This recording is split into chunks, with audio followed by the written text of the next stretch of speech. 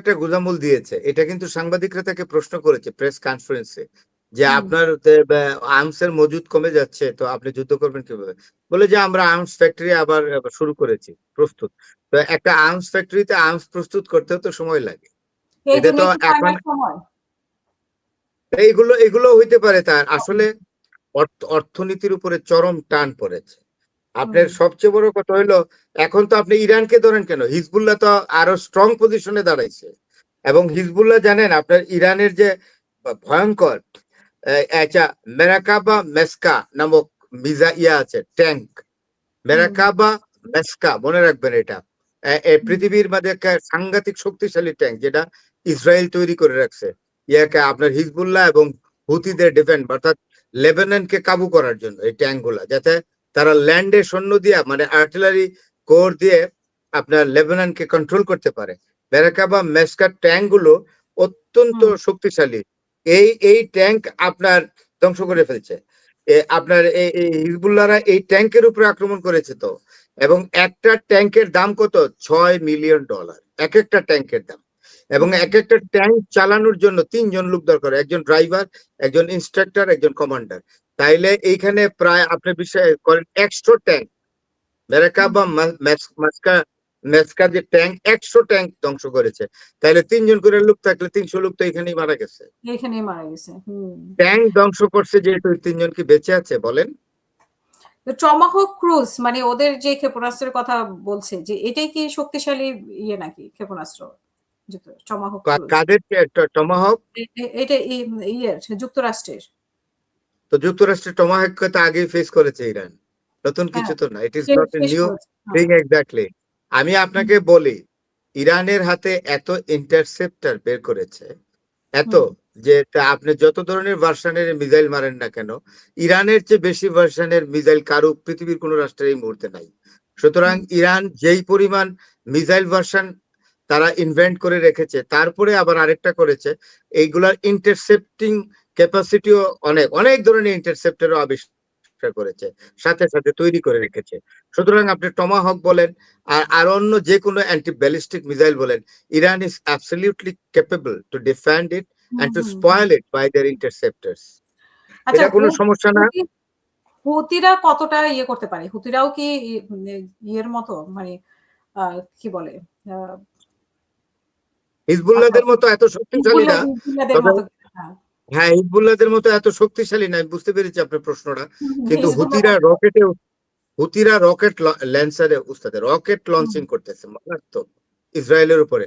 এবং ইসরায়েলের যে মেইন শহরগুলা, বিশেষ করে মধ্য ইসরায়েলে অবস্থা খুবই খারাপ, আর হুম। নর্দার্ন ইসরায়েলের অবস্থা খুবই খারাপ। ওইখানে জনবসতিই নাই, মানুষ সরে যাচ্ছে যুদ্ধের তাণ্ডবে। হুম। আরেকটা জিনিস ইরান দাবি করলো যে দুবাইয়ের ইউক্রেনের অ্যান্টি ড্রোন সিস্টেমের ডিপোতে হামলা করেছে। এটা ইরান দাবি করছে। বাট আমরা তো দেখেছি মানে আসলে আর আপনি তো বলছেন যে মধ্যপ্রাচ্যের বিভিন্ন জায়গায় হামলা করেছে। আরেকটি বিষয় আপনার কাছে যেটা জানতে চাওয়া যে ইয়ের সাথে ডোনাল্ড ট্রাম্পের সাথে মোদির একটা ফোন আলাপ হয়েছে। সেখানে ইলন মাস্কও সেখানে ছিল। মানে আমার মনে হয় ২৪শে মার্চের দিকে। তো এখানে ইলন মাস্কের সাথে তো আসলে ট্রাম্পের সম্পর্ক ভালো না। তাহলে কেন এখানে তারা ফোন আলাপে যুক্ত হলো? না, এখানে এটা আমি জানি না। ফোন আলাপে দেখুন, নরেন্দ্র হুম। মোদী বাংলাদেশ ইন্ডিয়ার ফরেন পলিসিকে দুর্বল জায়গায় নিয়ে গেছে। হুম। এবং নরেন্দ্র মোদী এই জিনিসটা বুঝতেই পারবে না যে নরেন্দ্র মোদী নেতানিয়াহুর সাথে দেখা করে আসার পরের দিনই সকালে আক্রমণ করেছে হুম। হুম। ইসরায়েল এবং আমেরিকা ইরানকে। এটা তো সারা পৃথিবীতে এটা নিয়ে একটা রেপারকেশন তৈরি হয়েছে।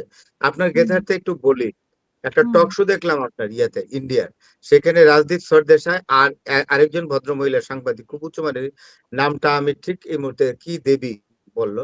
তো সেই রাজীব সরদেশাই একটা কথাই বলছে যে নরেন্দ্র মোদী কিন্তু এটা মুছে ফেলতে পারবে না। আর হুম। যে ভদ্রমহিলার নামটা আনফরচুনেটলি আমি মনে করতে পারছি না, আসলে মাথায় এত কথা একটু এত রাখা, নাম। মনে রাখা হ্যাঁ, এত টাফ হয়ে নাম যায়, আসলে মনে থাকে না। হ্যাঁ। এত নাম। তো এক হুম। খুবই অনেস্ট সাংবাদিক। তো আরেকজন সাংবাদিক আছে, বোঝা গেল গদি মিডিয়ার আর কি, মানে নরেন্দ্র মোদীর পক্ষের। সেই লোক হুম। বলতেছে আমরা ইন্ডিয়ান ইন্টারনেট দেখবো না।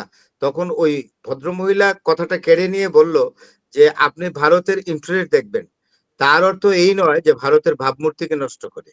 আপনি ভারতের ভাবমূর্তি ইন্টারেস্ট দেখবেন, ইরানের ইন্টারেস্ট দেখবে না? তা আপনি কোন জায়গায় আপনার প্রধানমন্ত্রী গিয়ে কথা বলে আসলো যেদিন নিশ্চয়ই নেতানিয়াহু জানিয়েছে যে আমরা কালকে আক্রমণ করব ইরানের উপরে, এটা উনি জানতেন। উনি নরেন্দ্র মোদী এটা অস্বীকার করলো, পৃথিবী এটা স্বীকার করবে না যে উনি জানতেন না। নরেন্দ্র মোদীর এই কথা অ্যাকসেপ্ট করবে না ওয়ার্ল্ড কমিউনিটি। আর ওই ভদ্রমহিলা আরেকটা কথা বললো যে যুদ্ধ লাগার পরপরই আমি ইরানে গিয়েছি এবং সেইখানে আমি ইরানের সিকিউরিটির একজন, মানে সরি, ইরানের যে সিকিউরিটি কেন, ইরানের ফরেন মিনিস্টার আব্বাস আরগাচি ইন্টারভিউ করেছে উনি। এই ভদ্রমহিলা অত্যন্ত সাহসী। উনি দিল্লি থেকে প্লেনে উঠে গিয়ে তেহরানে নামছে, নেমে গিয়ে আব্বাস আরগাচি সম্ভবত বা আগে থেকে ফোনে বা যে কোনো ভাবে উনি অ্যাপয়েন্টমেন্ট করে রাখছিলেন। তো গিয়েই বলল যে ওই কথাটা উঠিয়েছে যে তখন বললো যে আপনাদের দেশের মানে আব্বাস আরগাচি তো ভদ্রলোক, আপনি দেখছেন কতগুলো ইন্টারভিউতে, একটা অসংলগ্ন কথা বলে না, শুধু এতটুকুনি বলছে যে ভারত তো আমাদের পুরনো বন্ধু। হ্যাঁ, দেশের ভারত স্বাধীন হওয়ার পর থেকেই ইরানের সাথে অত্যন্ত ভালো সম্পর্ক, ব্রিটিশরা যখন ভারত ছেড়ে চলে যায়। তবে আপনাদের প্রধানমন্ত্রীর সাথে তো নরেন্দ্র মোদীর নেতানিয়াহুর কথা হলো, এর পরের দিনে আমাদেরকে আক্রমণ করেছে। বলে যে হ্যাঁ, এটা আমাদেরকে বিব্রত করেছে। বলে যে এটা আমরা খানিকটা ব্যথা পেয়েছি, কষ্ট পেয়েছি। এটা হয়তো ভারতের মতো রাষ্ট্রের কাছ থেকে আমরা প্রত্যাশা করি না। ইউরোপের কোন দেশ যদি করতো তাইলে আমার কষ্ট ছিল না। এটা আব্বাস আরগাচি বলছে এবং এই ভদ্র মহিলা টক শোতে বলে দিয়েছে, এটা পাবলিক স্টেটমেন্টে বলেছে। তো টক শো কি পাবলিক না? এখন আপনার সঙ্গে কথা বলছি, সারা দুনিয়ার মানুষ শুনছে না? তাইলে এই যে নরেন্দ্র মোদীর সঙ্গে আলাপ করতেই পারে। তো আমি যেটা বলছিলাম, এই জায়গায় আমি একটা কনক্লুশন ড্র করি। আমি অবশ্যই বলবো যে নরেন্দ্র মোদী ভারতের যে পররাষ্ট্র নীতিকে